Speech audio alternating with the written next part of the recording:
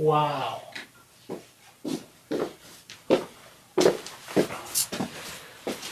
All right. My apologies. I thought it was live a second ago. Apparently, I wasn't. This should be the one that's... There we are. Wow. That was something. I really apologize. I was supposed to be here more than a half an hour ago, and I'm still figuring out YouTube. I think I figured out a couple things just now. So if you've been here waiting for me to go live, I really apologize. I am learning too. So like I said, I've learned a couple things just now, but since I've got a limited amount of time now, I've got to keep going. So thank you for joining me. My name's Jason. I'm going to be your instructor for art class. So welcome to art class. This week, we will be doing oil painting. So last week we did drawing, last 2 weeks we've been doing drawing. This week we're going to switch and do oil painting, and I'm going to kind of go back and forth week to week depending on how things go. So please bear with me if you're new here. I will do my best to be on time on the schedules that I've said that I'm going to be here for. So without that, let's move on. I've only got less than a half an hour here. So oil painting. I thought you weren't going to be here today, so I'm glad you're here. Thanks for joining. Oil painting. We've got a lot to go over. So I've got my my setup here. We're going to be working on some color theory stuff, mixing paints, and we're going to be working on a similar thing that we did with, actually fairly identical, that we did with drawing. So here's what we did with drawing. This was our first lesson for drawing class, and so we're going to be moving on to oil paints, same kind of lesson. But I'm going to start with color first. And over here we have my palette. I put in the instructions some supplies that you will need. And aside from paints, you will need a palette. You will need a number of other things. So let's go over some of those things. I'm just going to pull a few things up and show you, and you're welcome to ask questions about anything you want. I'm happy to share. So, some things you're going to need. Obviously, you're going to need some paints. All right. I've got, I use Windsor Newton Professional Paints. You can tell I've been using these paints for a long time because I've got a very old logo on this one and a new logo on this one. So there are a number, let's see, 2, 4, 6, 8, 10, 12, 14, 16, 18, 19 paints that I highly recommend. These are your paint sets. You're going to set them up the exact same way every single time. So, let me put that there where it goes. I've got back here my art bin where I keep my arts. It's like a tackle box that keep my paints and my brushes all kind of organized. So these are the smaller tubes that I've got. I've also got some larger tubes. This one kind of leaked a little bit, but you can buy them in either. I recommend the smaller tubes, especially if you're just starting out. Some other things that you're going to need. Obviously, you're going to need some brushes. I have a variety of brushes. Flat brushes, round brushes, and some are expensive brushes, some are cheap brushes. I will say that there is a difference between brushes. You're going to want to have a couple of really good brushes and a bunch of garbage brushes that you don't care about. So invest in some brushes. Paint as well. You're going to have, if you're brand new to painting, you might buy some student paints or some amateur paints. That's okay. As long as you get the colors that I've asked you to get, you're going to be fine. And you're also going to want to get some linseed oil. Linseed oil will be used for thinning your paints. you're primarily going to be using linseed oil for adding it to your paints on your palette. Sometimes you will use turpentine or a turpentine substitute. Turpentine also thins paint, but is more for cleaning the paint brushes than it is for painting. You can also use turpentine to paint a base layer. So we'll be painting in multiple layers once we get into painting a lot more. And once we do that, you're going to use turpentine first on your first layer, and then you'll switch to linseed oil. Never paint turpentine on top of stuff that already has linseed oil in it because it could crack. With your turpentine, you're going to need a jar of some sort. All right, so this is your cleaning jar that you're going to use your brushes, that you're going to clean your brushes in. Make sure it has a lid that you can keep closed, especially if it's real turpentine. If it's not a substitute.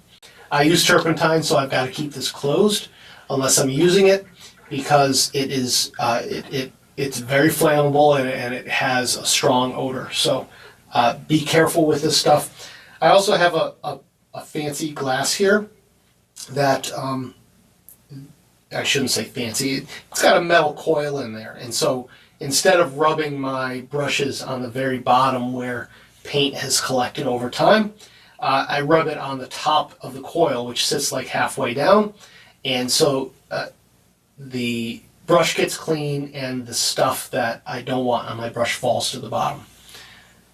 So, a jar. You've got your paints, you've got your brushes, a palette. So this palette is a glass palette. You can also use a paper palette or a wooden palette. I wouldn't recommend a wooden palette, to be honest with you, because they're a pain to clean, and they don't, honestly, they just don't do as good a job. Glass is more obviously better for the environment, and you're not throwing paper away every time that you need to change palettes. You just scrape them off. So with that, I have a razor scraper. This is, it gets pretty messy as you're scraping up paint. So you just kind of run it along, and it will peel the paint right up from the glass. Adult supervision required for this, please. I also have, let me do this one first, a palette knife. This is a little bit of a large palette knife, but I like it. I like those flat edges on it. This is primarily what you should probably be mixing brushes with, mixing paints with. So you really do need one of these. They're fairly inexpensive. They've got all types of different shapes and sizes. So I've been used to one with this type of shape for a long time, so I actually ended up getting, this is a fairly newer one, but as you can see, they get kind of grummy, so clean them off again. Yes. I've also got a pair of pliers. You will find over time that your paint lids, so the lid of the paint will get stuck from time to time. So I've got a small pair of pliers that I will use to go around there, and carefully. You don't want to clamp down too hard to use it to take the paint caps off when I need to. Is there anything else? You've got your easel, of course. I've also got this thing. This is called a maul stick. I believe it's M-A-U-L. So a maul stick is just something that you can use when you're painting and you want to have a steady hand, but you can't touch the canvas because it's wet, and so you can use that to rest your hand on. And this one has some tape on it. This one has a soft tip to it. I recommend if you can make your own using like a curtain rod or just a stick. But put something soft around the edge. When I was in school, I would tape a bunch of what do you call it? Painter's tape around the end, and just make a big ball of tape on the end, because you don't want it scratching your painting by mistake. Okay. So Mall sticks are great. Highly recommend them. If you don't want to buy one, find any old stick that you can use. It just needs to be kind of long enough that you can, hold it down here and paint up here. What else? Oh yeah, this right here. Let me switch. This brush. This is a brush cleaner. This is basically a soap. So it's a little dish of soap in there, and I like this particular brand quite a bit. You can just use a regular bar soap if you want, though. But I like this one because it comes in a little case, so it stays a little nicer. It doesn't get all over your hands. So I'll just take a brush, I'll get it wet under the faucet, and then I'll rub it around in here. I'll rub it around like that, and then I'll put it on my hand, and then I'll rub it around like that, and then I'll rinse it in the water again. And sometimes I'll do that a few times and brush it off with a paper towel afterwards. So a brush cleaner, you've got to keep your brushes nice and clean once you're done using them, or they will get bad real quick. I think that's it for now. So let's move on to what we're going to do.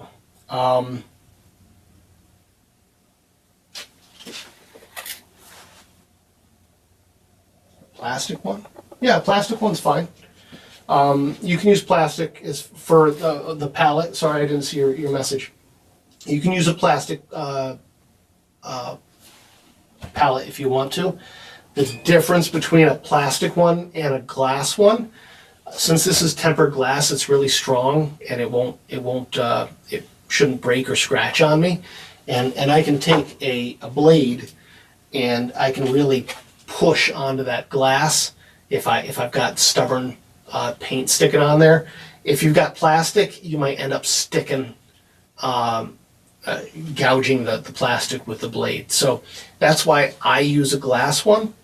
Plastic will work, but just be careful. You might want to clean it off more often, which means you're going to use paint more often as well. So just be aware that there are different things to use, and whatever your preference is fine. So two things we're going to do, and I'm going to get started with one of them. Let's see how many I can do in a few minutes, because we'll save the explanation for this for tomorrow, since now I know how to finally connect. And then we'll do the color theory to start. Oh, one other thing. Keeping your paints from drying out. Oil paints will stay wet for quite some time. Some of the paints will dry faster than others, depending on the pigments. So it's a good idea to cover your paint, and I use like plastic wrap or cellophane. I don't know what you call it where you're from, but basically just it's a clear plastic wrap, and peel off a bunch and put it right on top of your paints to keep the air out, and it won't dry up so quickly. Stuff that you've mixed onto your palette might dry up a little faster, but it will. We could probably do all of this with the paint that I've got laid out here. So as far as the paints are concerned, like I said, we've got 19 paints. I recommend that you have all of them. I'll go over them really quickly. We've got Alizarine Crimson, Windsor Red, Cadmium Red, Cadmium Red Light, or Cadmium Scarlet, Cadmium Yellow Pale, or Cadmium Yellow Light. This is Cadmium Yellow, Yellow Ocher, Raw Sienna, Viridian, Permanent Green Light, Cobalt Blue, Cerulean Blue. This is Phthalo Blue, French Ultramarine, Burnt Sienna, Raw Umber, Burnt Umber, Ivory Black, Titanium White. So I did pretty good. I didn't even have to look. So what we're going to do for this first, I would say this is an ongoing project. Every time that you get up to paint, I want you to do this first. Do it for 5 minutes, do it for 10 minutes, but do them all. What I have here is I have, I chose 64. When I was an art student, we had to do one that was 100 different colors. So I went to a paint store. Here we have Lowe's and Home Depot and a few other like smaller paint stores. And inside the paint store, they have these paint samples, just these pieces of paper with all these colors on them that you can take for free. And usually people get these things to sample what colors they might be painting a room with, right? So get a bunch of them, all right? They won't yell at you. I promise they won't yell at you. Get a bunch of them and glue them onto a board nice and neat in nice rows and columns, nice and even. So I've got 8 by 8 here, and I've got space underneath each one to paint.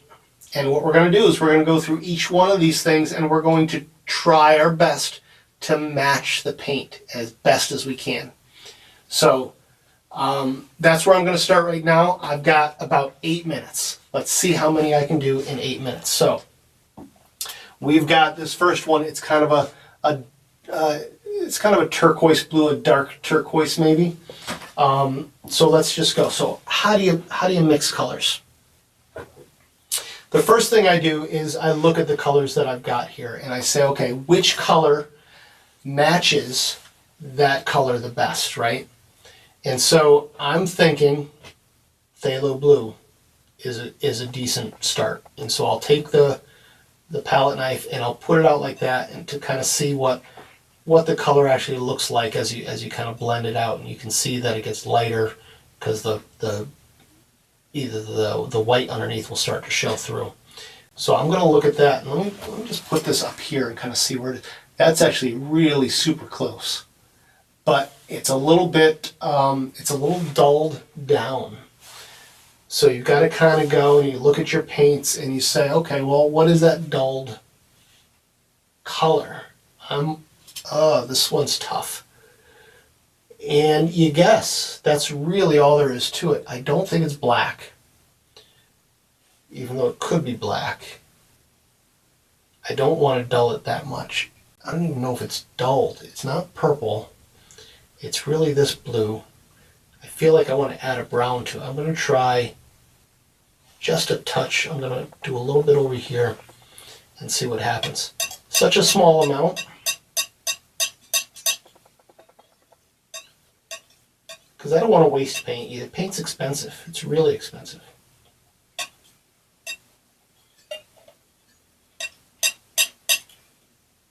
I need to get a little more. I might not have enough paint. I'm gonna.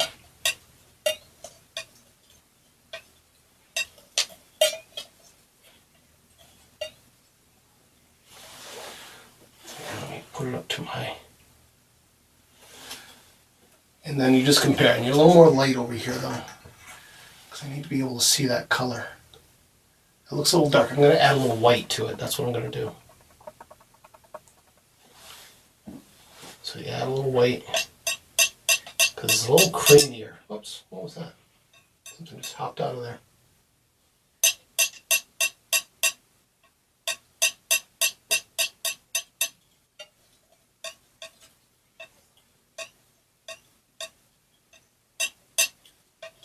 Now we're getting close. The white kind of did it. So, a little darker though, so I might add a little.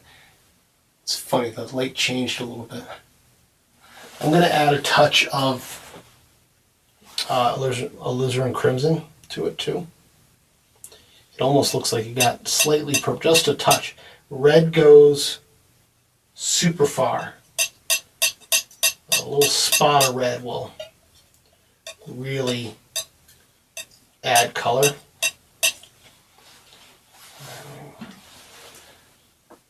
Oh, that's super close. Look at that. That's almost spot on.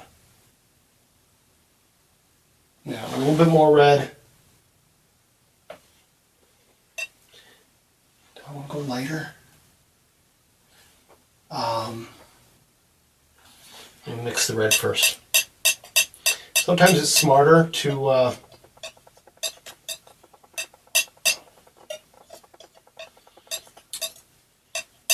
do one color change at a time. Sometimes I'll sit there and I'll get a little overzealous. I think it needs to brighten up slightly.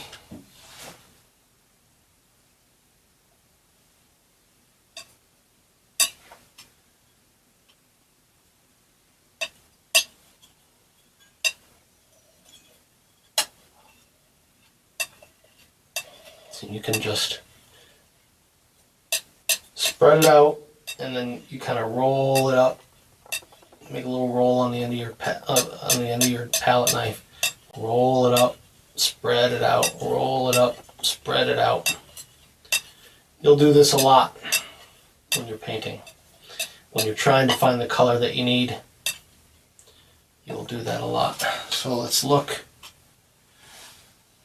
Oh, now it's too bright. I need more blue. Back and forth, right? That's okay.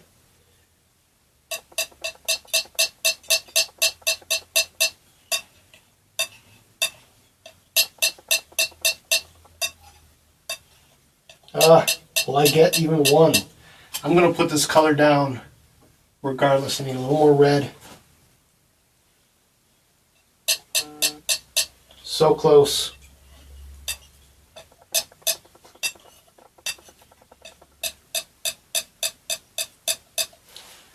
Alright, let's look at it. Oh man, so close. That might be it.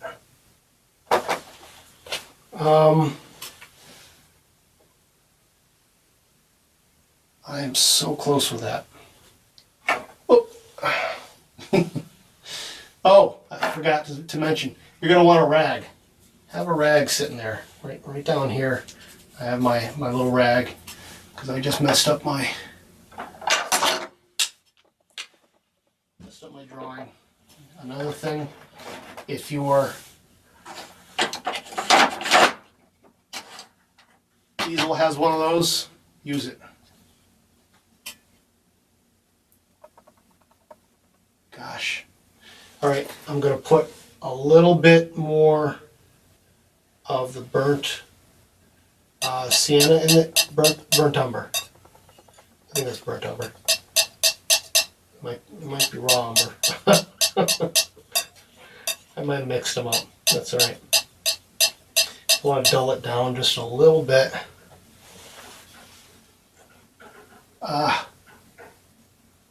More white.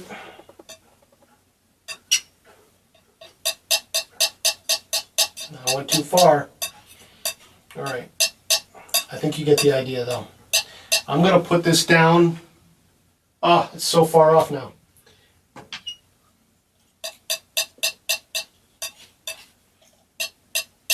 I went too far. A little more red. It's probably too much red. I'm going to paint this onto my... Alright, that's doable. It's really, really close. Alright, so I'm going to take this. So what I'm going to do is I'm going to take my brush, and I'm going to take it's kind of a small flat brush, and I'm going to open up my linseed oil real quick, and I'm going to dip this in there, and I'm going to move much faster tomorrow. And just kind of thin it down just a little bit, and then come up to your painting and paint right under it. See how close you can get. That's not perfect. I can do better. I'll come back to this one. Like I said, I was rushing to get on here today, and I feel really bad that I was super late and unprepared.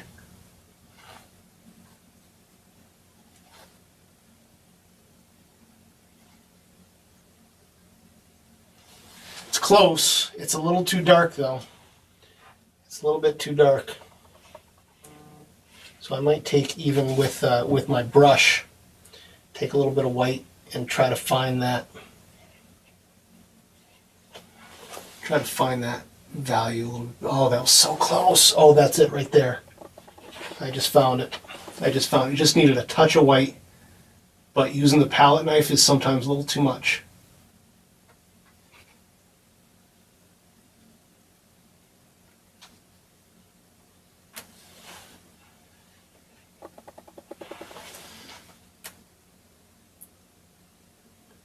Make a nice little neat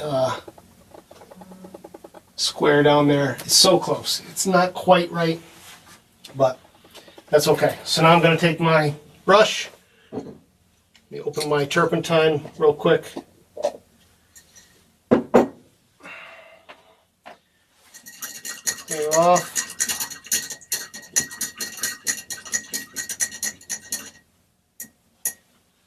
Wipe it off. I'll wipe off my palette knife too. Alright. Since I've got to stop right now, I apologize again. I'm going to stop. I'm going to close up my turpentine. I'm going to take my brush and my little dish of soap here. I'm going to clean these up real quick. And then I'm going to cover this with the plastic wrap, like I said. I'll show you that tomorrow. I will be on time tomorrow because I know what I'm doing. I think. We'll find out. Anyways, a little stressful. Thank you for joining me. Happy painting. Talk to you tomorrow.